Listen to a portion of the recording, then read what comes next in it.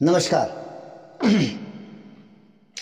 गुण रहस्य ज्योतिष केंद्र में आपका हार्दिक स्वागत है, अभिनंदन है। प्रिय बंधुओं, सर्वप्रथम आप सभी का धन्यवाद जिन्होंने कि मेरे इस YouTube चैनल को सब्सक्राइब किया, शेयर किया, इसमें अपने बहुमूल्य कमेंट छोड़े। आगे मुझे क्या करना चाहिए मैं उस पर काम भी करता हूं। आप लोगों ने जब भी मुझे एडवाइस किया, और विशेषता अब ये जो है मुझे जो है वीडियो नए सिरे से बनाना पड़ेगा। मैं वृषभ लगन और राशि के लिए और मिथुन लगन और मिथुन राशि के लिए मुझसे बहुत बड़ी मिस्टेक हो गई है, वहाँ पे बहुत बड़ी गलती हो गई। मैं बहुत सारे कॉमन पॉइंट वहाँ पे छोड़ गया, इसके लिए आप मुझे क्षमा करेंगे।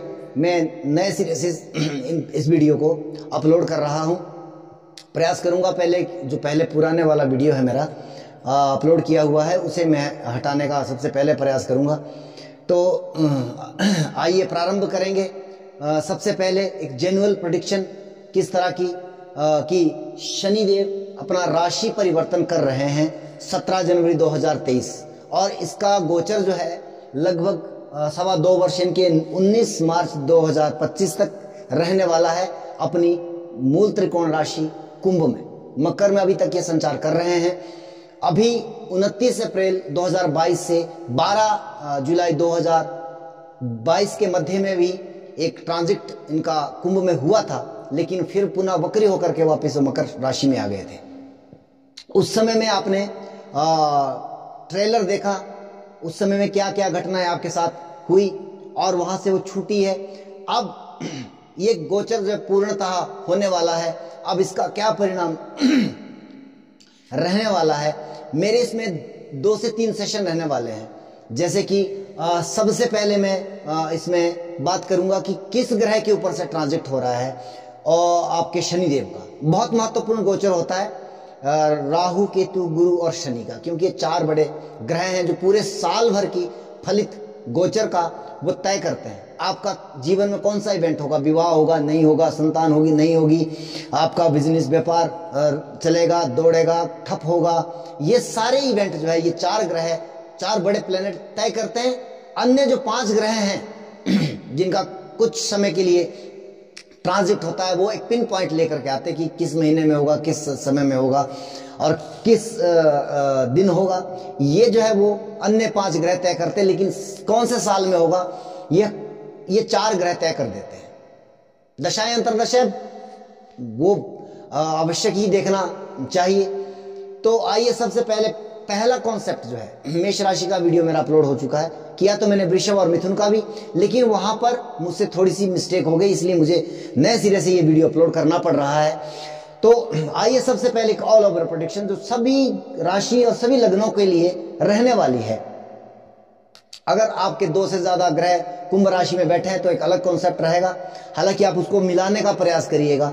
अगर मान लीजिए 2 ग्रह बैठे हैं, 3 ग्रह बैठे हैं, 4 ग्रह बैठे हैं कुंभ राशि में, आप अपने नेटल चार्ट को खोलिए, अपना जो लगन चार्ट है उसमें देखिए कि आपकी इस समय आपकी जो जन्मकालीन कुंडली है उस समय में आपकी 11 नंबर यानी कि कुंभ राशि में कौन सा ग्रह जो है वो बैठा हुआ है, क्योंकि उसके ऊपर से शनिदेव का गोचर हो रहा है। शनिदेव कर्म के कारक है।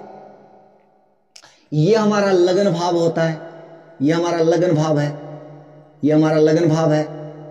और इस खाने में जो अंक लिखा है यानी कि 1 से लेकर 12 तक, यानी कि मेष, वृषभ, मिथुन, तो ये क्रम से आप इस बात को समझने का प्रयास करिए। अगर यहाँ पर 1 लिखा है तो आपका मेष लगन है, 2 लिखा है वृषभ, 3 लिखा है मिथुन, 4 लिखा है कर्क, इसी प्रकार से इसका क्रम आप समझने का प्रयास करेंगे।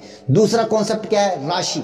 राशि चंद्रमा से देखी जाती है। आपका चंद्रमा कहीं पे भी बैठा है, अष्टम में, द्वादश में, कहीं पे भी बैठा है, किस नंबर पर बैठा है अगर 1 नंबर पर बैठा है मेष राशि, 2 नंबर पर बैठा है वृषभ, इसी प्रकार से आप उसको क्रम को समझने का प्रयास करिएगा। तो जब मैं लगन की बात करता हूं तो इस भाव को चेक करिएगा, और जब मैं राशि की बात करता हूं तो जहां चंद्रमा आपका बैठा है उस राशि को आप अपने नोट डाउन करके रखिएगा। और अभी जो मैं बात करने जा रहा हूं दोनों प्रकार के कॉन्सेप्ट के लिए, 12 के 12 लगन, 12 के 12 राशियों के लिए करने जा रहा हूं।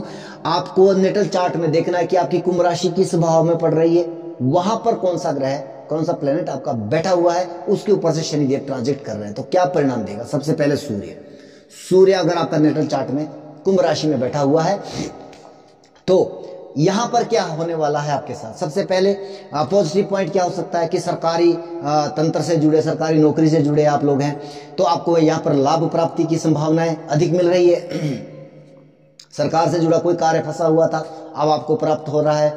अगर आप सरकारी कॉन्ट्रैक्टर है, आपको कॉन्ट्रैक्ट मिलने की संभावना है, और ये 2 वर्ष का ट्रांजेक्ट है, आप यहाँ पर अच्छा अर्न कर सकते हो। लेकिन नकारात्मक क्या रहेगा, क्योंकि सूर्य पिता का कारक है, शनि का गोचर उनके ऊपर से हो रहा है, तो पिता के स्वास्थ्य को कहीं ना कहीं समस्या दे सकता है। दूसरे में बात करेंगे चंद्रमा की। अगर चंद्रमा आपका नेटल चार्ट में यहाँ बैठा है, इनकी तब आपकी कुंभ राशि है। चंद्रमा अगर आपका यहाँ पर बैठा है कुंभ राशि में, तो ये समय हालांकि आपके लिए 7.5 वाला पीरियड है। मैंने जैसे कि मैं हमेशा कहता हूं 7.5 मतलब होता है जिम्मेवारी। आपको जिम्मेवारी नहीं, कोई जिम्मेवारी आपके पास आ सकती है। जैसे कि मैं कई बार इस बात को उदाहरण देता हूं कि एक व्यक्ति है, वो प्रिंसिपल नहीं है कॉलेज में, अध्यापक है, साधारण अध्यापक है, लेकिन क्या हुआ कि वहां से प्रिंसिपल की ट्रांसफर हो गई, और वहां पर जो है आपको क्योंकि आप सबसे सीनियर हो, आपको प्रिंसिपल की कुर्सी पर बिठा दिया जाता है, जबकि आपको सैलरी लेक्चरर की मिल रही है और काम आपको प्रिंसिपल वाला करना पड़ रहा है। इस तरह की जिम्मेवारियां जो 7.5 और 28 के समय में आपको फेस करनी पड़ती है। जैसे कि अब मान लीजिए घर में आपका कोई मुखिया है, वो या बाहर चला गया, या उसका स्वास्थ्य खराब हो गया, या भगवान ना करे उसकी वो इस संसार से ही चला गया, आपके ऊपर अचानक जिम्मेवारी आ गई, वो 7.5 है, वो 28 है। इसकी जिम्मेवारी वो आपको मानसिक परेशानी करता है। अब होगा, अभी तक आप जो जिन जिम्मेवारियों से भाग रहे थे वो आपके ऊपर पड़ने वाली है, तो आपके साथ इस तरह की परिस्थितियां रहेगी। अब इसके बाद बात करते हैं मंगल की। अगर नेटल चार्ट में आपका मंगल यहां पर बैठा है कुंभ राशि में, तो खास करके आप ऊर्जावान रहने वाले हो, आपका शरीर काफी ऊर्जावान रहेगा, काफी स्ट्रगल करना पड़ेगा, मेहनत आपको अधिक करनी पड़ेगी। कहीं ना कहीं स्वास्थ्य को लेकर के आपको चिंता जरूर करनी चाहिए। आपको रक्त संबंधी विकार हो सकता है, आपको चोट चपेट लगने की संभावना बनती है, तो आपके लिए यह समय थोड़ा सा इस तरह का मुश्किलें लेकर के आ रहा है। इसके बाद करते हैं बात बुध की। बुध अगर आपका यहां पर है, बुध वाणी का कारक है, बुद्धि का कारक है, ज्ञान का कारक है, टेक्नोलॉजी का कारक है। तो इन सभी चीजों में ये, क्योंकि शनि कर्म का कारक है, और देखिए शनि ऑल ओवर कर्म का कारक है। हर प्रकार का कर्म, अच्छा बुरा, चोरी डकैती, सच्चाई बुराई, विवाह शादी गमी, हर एक कारक शनिदेव, कर्म का कारक शनिदेव। लेकिन जब एक पर्टिकुलर कर्म की बात आ जाती है तो वहां पर अन्य ग्रह के कारकत्व आ जाते हैं। जैसे विवाह का कारक हमें गुरु मानते हैं, तो जब गुरु और शनि का दृष्टिगत संबंध बनता है या कुछ भी, वो मैं इस कॉन्सेप्ट में आपको क्लियर नहीं कर पाता हूं, क्योंकि विद्यार्थी जीवन की बातें हैं, आम आदमी इस बात को नहीं समझ सकता है। लेकिन तभी आपका विवाह हो सकता है, संतान तभी आपकी हो सकती है जब वो उस कर्म से टकराएगा। ये एक फेस है। ज्योतिष का मतलब होता है योग, जुड़ना। जब तक ये जुड़ेगा नहीं, बोलते ना अकेला चना जो है वो भाड़ नहीं फोड़ सकता है, तो इसलिए ज्योतिष में खेल होता है सारा योगों। तो ये जब गोचर में इस तरह का योग बनाता है तो वहां पे आपके इवेंट होने की संभावना बनती है। बैंकिंग सेक्टर में हो आप अगर टेक्नोलॉजी की फील्ड में हो, आपको लाभ प्राप्ति हो रही है। आप वाणी के कर्म में हो, आप एस्ट्रोलॉजर हो या अकाउंटेंट हो, सीए हो, तो आपके लिए यह समय बहुत बेहतर परिणाम लेकर के आ रहा है। अगर बुध देव आपके कुंभ राशि में आपके नेटल चार्ट में बैठे हुए हैं। मुझे लगता है ये पेन जो है वो ठीक ढंग से काम नहीं कर रहा है। इसके बाद बात करते हैं, बुध के बाद करते हैं गुरु की। अगर गुरु आपके नेटल चार्ट में कुंभ राशि में है, हालांकि शनि के घर में जो गुरु को अच्छा नहीं माना जाता है, लेकिन वो है तो है। शनि देव का गोचर हो रहा है, एक बहुत ही शानदार समय है, क्योंकि गुरु ऑल ओवर कर्म का कारक है, विवाह का कारक है, संतान का कारक है, धन का कारक है, भाग्य का कारक है, हर चीज का कारक है, ज्ञान का कारक है, विज्ञान का कारक है, हर चीज का कारक गुरु है। गुरु अगर आपका नेटल चार्ट में आपके 11 नंबर राशि में बैठा हुआ। मैं किसी भाव की बात नहीं कर रहा हूँ, किसी इसकी बात नहीं कर रहा हूँ, आप इस बात को समझिएगा। तो आपको, अगर आपका अभी तक विवाह नहीं हो रहा था, काफी समय से प्रयासरत थे, आपकी जन्मकालीन कुंडली में जो है वो इवेंट होने की संभावना है, वो जो है वो बता रही, दशाएं अंतरदशाएं आपकी चल रही है उस लेवल की, विवाह होगा। अगर संतान नहीं हो रही थी, कंसीव करना चाह रहे थे, बहुत समय से प्लानिंग कर रहे थे, संतान होगी। अगर इवेंट कुंडली के अंदर है, अगर दशाएं अंतरदशाएं उसके लिए वो ऑथराइज कर रही है, मतलब उसके लिए जो है वो इवेंट को जो है देने की बात कर रही है, आपके संतान होगी। धन आदि लाभ, ये सब चीजें जो है आपके साथ अच्छे तरीके से रहने वाली है। शनि का ट्रांजिट इतना खराब नहीं है जितना लोगों ने इसको बना दिया है। इसको समझना पड़ता है पहले, फिर इसके ऊपर बात की जा सकती है। इसके बाद बात करते हैं शुक्र की। शुक्र जो है भोग विलास, लग्जरी, कार, वाहन, मकान, इन सब चीजों का कारक है शुक्र। शुक्र के ऊपर से शनि का कारक गोचर। तो आपके जीवन में अगर आप नया वाहन लेना चाहते थे, नया मकान बनाना चाहते थे, कुंडली भी आपके लिए इशारा कर रही है, दशाएं अंतरदशाएं भी, अब तक क्यों नहीं बन रहा, कारण शनि का गोचर अब हो रहा है, आप जो है वो कार्य आपका सफल होगा। और लग्जरी आपके जीवन में आ सकती है अगर आपकी कुंडली में उस तरह की संभावनाएं हैं। बहुत सारी सुख समृद्धि, आपके धन का कारक शुक्र है, सौभाग्य का कारक शुक्र है, तो ये सब चीजों में वृद्धि आपकी होने वाली है।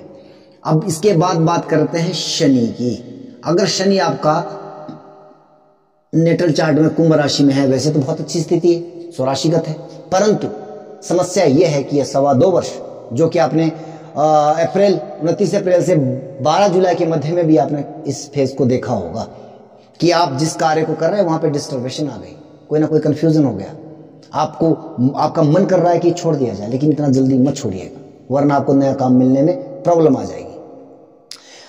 निश्चित तौर पर आप जीवन के 30 सालों के लिए प्लानिंग करोगे यहाँ पर, और आपके लिए लाभकारी परिस्थितियां होगी, लेकिन यह परिस्थितियां और ये निर्णय आपने जब भी कोई नया काम करना है, नया व्यापार करना है, नई नौकरी के लिए अप्लाइमेंट करना है, तो आपको लगभग शनि के इस गोचर को लगभग 1 साल व्यतीत होने देना है, उसके बाद जो है आप प्रयास करिएगा, अन्यथा आपको समस्या आ जाएगी। ये 2-2.5 वर्ष आपको कार्य क्षेत्र में बाधित रहना पड़ेगा। हालांकि आप व्यवस्थित हो जाओगे, लेकिन ये लॉन्ग टर्म की बातें होती है, आप ये 2-2.5 वर्ष सरवाइव कर पाओगे, वो मुश्किल कार्य हो जाता है। इसलिए आप यहाँ पर थोड़ा सा बच करके, अब हालांकि आपको कार्य क्षेत्र में बहुत समस्या आने वाली है निश्चित तौर पर, इसमें कोई संदेह नहीं है, तो इस तरह से, लेकिन लॉन्ग टर्म के लिए आप अगर निर्णय लेंगे, सही फैसला आपने किया जो कि आप करोगे, तो आपको वो अगले 30 वर्षों के लिए वो प्लानिंग करने की आवश्यकता नहीं पड़ेगी, अगर आप सोच समझ के कोई कार्य करते हो।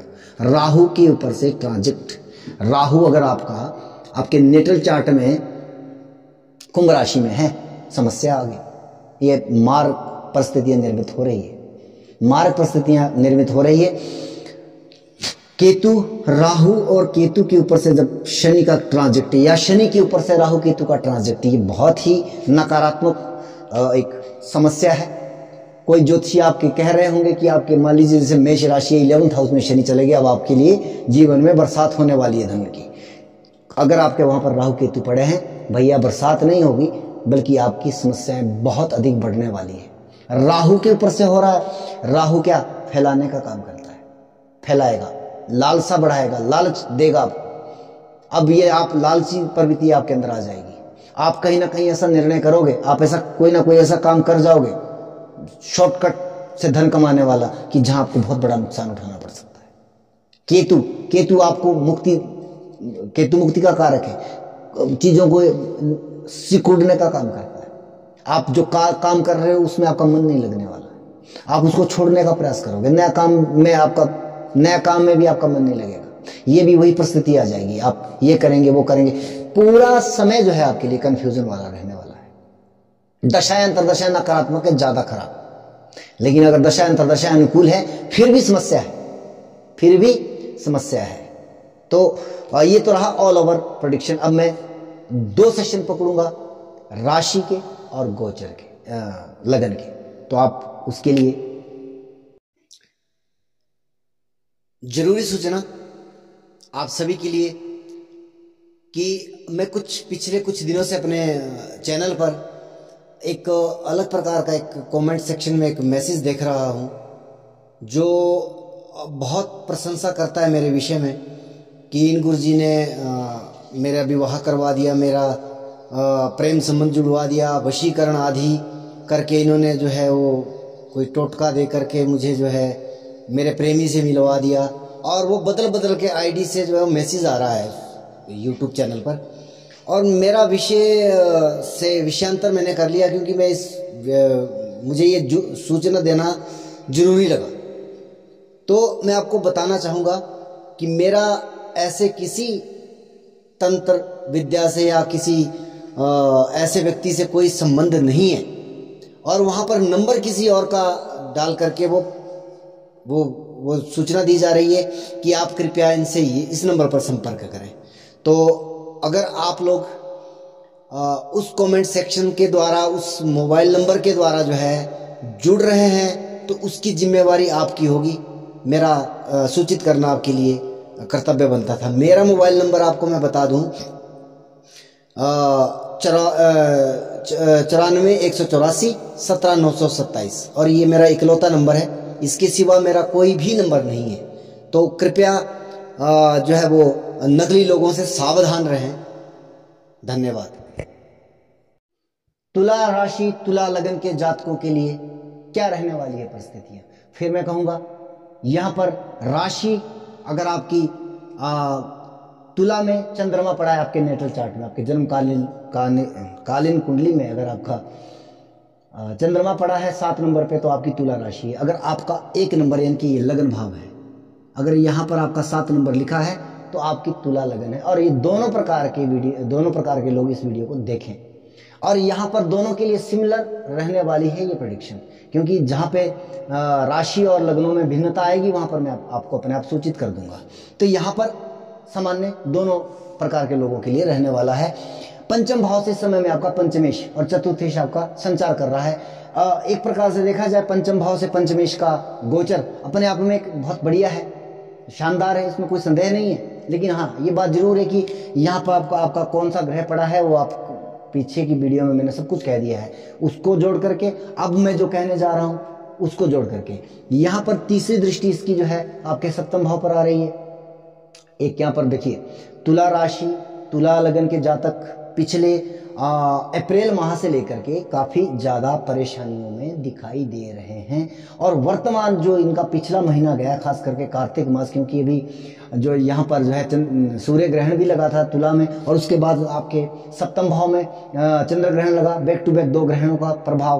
और इसके लिए जब मैंने भारत विश्व कप T20 के लिए भी मैंने जब प्रेडिक्शन किया था, उसमें मैंने एक बात कही थी कि रोहित शर्मा के जो भारत के कप्तान हैं उनके लिए परिस्थितियां बहुत नकारात्मक हैं बनी हुई। जिस दिन भारत का दिन खराब होगा उसी दिन वो वर्ल्ड कप से बाहर होगी। और ये आपने मेरे सारे वीडियो देखे होंगे कि वर्ल्ड कप में हार का कारण वो सब चीजें मैंने बताई है। तो यही एक सामान्य सी अगर हम बात करें तो केतु का संचार आपके राशि या लगन के ऊपर से हो रहा है। एक नकारात्मक परिस्थितियां हैं, कहीं ना कहीं आपको समाज से कटने जैसी स्थितियां निर्मित हो रही है। आपके स्पाउस के स्वास्थ्य को लेकर के, स्पाउस के साथ संबंध खराब हो रहे हैं जो आपका जीवन साथी है।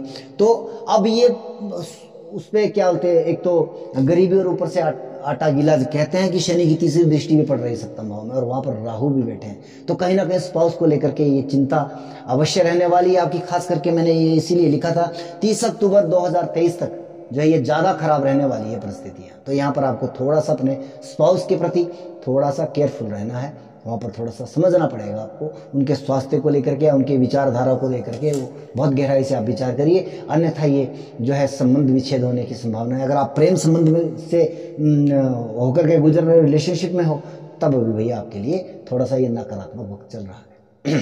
अब सामान्य तौर पर एक बात कहूंगा, आपको ये और देखना है कि इसमें और क्या खराबी हो सकती है शनि का ट्रांजिट की। देखिए, मैं एक पिन पॉइंट की बात कर रहा हूँ।